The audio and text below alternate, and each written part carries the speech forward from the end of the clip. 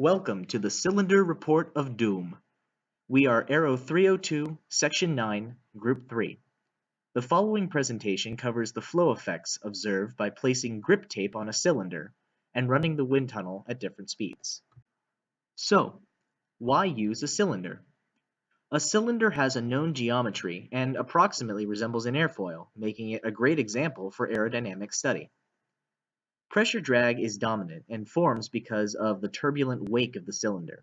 This happens when flow becomes separated from the surface.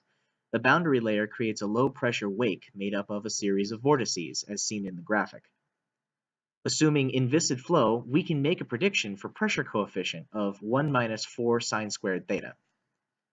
To better match our experimental results with the theoretical ones, we energize the boundary layer to keep it attached to the surface using grip tape.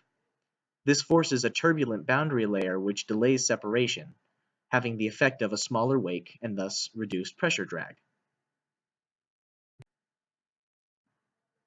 For this test, the cylinder has a diameter of 6.25 inches and a width of 4 feet going all the way across the test section. There are 24 pressure ports embedded in the cylinder, each spaced 15 degrees apart from each other. We also have a pitot-static reader at the inlet for a grand total of 25 pressure ports. We used a fog machine and a stand to introduce fog into the test section to visualize the flow, and a flood lamp to illuminate a cross-section of the fog. Our test matrix consisted of runs at 5, 10, and 25 meters per second. We tested with the cylinder unchanged, then applied trip strips to the cylinder at approximately 45 degrees in either direction from the stagnation point. We took 2 runs at each test condition. To visualize the flow, we changed the position of ingestion of the fog into the inlet of the wind tunnel. A team member on top of the tunnel positioned the flood lamp to illuminate a cross-section of flow, which we recorded using a DSLR camera. These are graphs of the coefficient of pressure versus port angle for each of our test conditions. The first thing to notice is that adding the trip strips causes the data to follow the theoretical 1 minus 4 sine squared theta for longer before separating, as we expected. The flow remained attached for approximately 1 more port worth of distance, or about 15 degrees more than without the trip strips. This could of course vary since the actual separation point could be anywhere between the ports. There is a phase shift offset between the theoretical and experimental results on all of the graphs, suggesting that the ports are not exactly centered on the stagnation point. This may be a source of error. Also, our bottom trip strip fell off during run 3 at 25 meters per second, hence the large error in the pressure drag coefficient.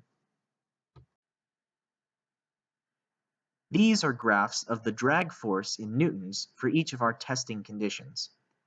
For each speed we tested, adding the trip strips decreased the total drag force on the cylinder. The untripped cylinder causes chaotic eddy currents as the flow separates. Delaying separation mitigates this and so decreases drag.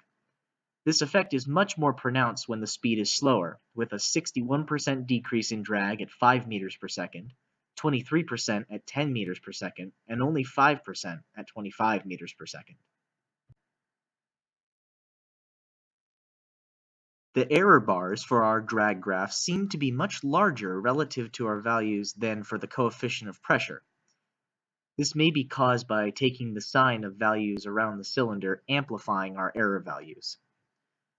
Our run 3 values are relatively asymmetric.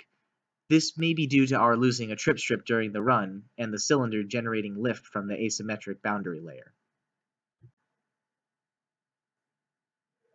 For this video, we extracted 10-second time snippets for each speed and run.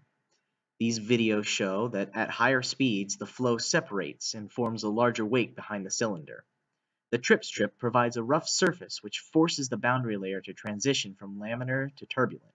This transition adds kinetic energy to the boundary layer, and the chaotic motion allows the flow to stick to the cylinder for longer. You can also see some 3D flow in this clip. These videos also show that at a higher velocity and a higher Reynolds number, It increases the frequency of vortex shedding, increasing the Strouhal number. You can clearly see the effect of tripping in these snapshots. On the left, the flow separates earlier, and a vortex has already formed off the back of the cylinder. On the right, the flow remains attached for longer, and a vortex forms farther back. We calculated the Strouhal numbers for our different test conditions in this chart. Strouhal number is equal to the frequency of vortex shedding times diameter of the cylinder divided by velocity. In general, all other variables being equal, tripping the flow tends to decrease the Strouhal number, and increasing Reynolds number tends to increase Strouhal number. Also, flow tripping seems to have a greater effect on Strouhal number at higher velocities.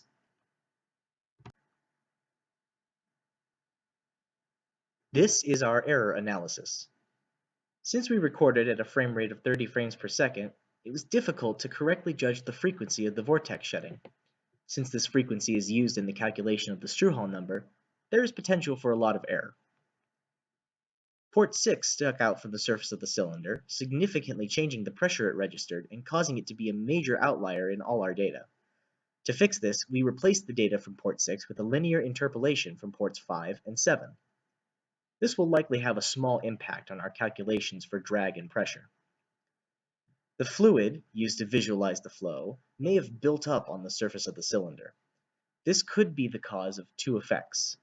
The first is that it acted as a sort of liquid trip strip that caused the boundary layer to remain attached over run 4.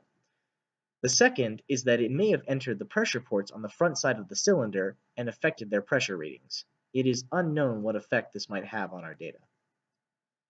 The graph of coefficient of pressure versus port angle is offset from the theoretical value, suggesting that the ports may have been offset from the flow, and that the stagnation point did not occur directly over any port. This would mean that port 1 was not truly at 0 degrees like we assumed. This offset can easily be corrected for, however, by adding offset to the theoretical reference line. Another source of error may have been that a trip strip fell off during our 25 meter per second run 3. This would have caused an asymmetric separation of the boundary layer, with the boundary remaining attached farther on one side than on the other, creating lift on the cylinder. This would have an effect on our drag and coefficient of pressure calculations. In conclusion, the trip strips acted as expected. They delayed flow separation and decreased overall drag. Since the flow separation was delayed, the Strouhal number decreased for the same Reynolds number. There is, however, a limit to the amount of roughness we can add to a cylinder. Too much roughness and the flow will separate too early, causing inordinate amounts of drag. We hope you enjoyed our presentation, and thank you for watching.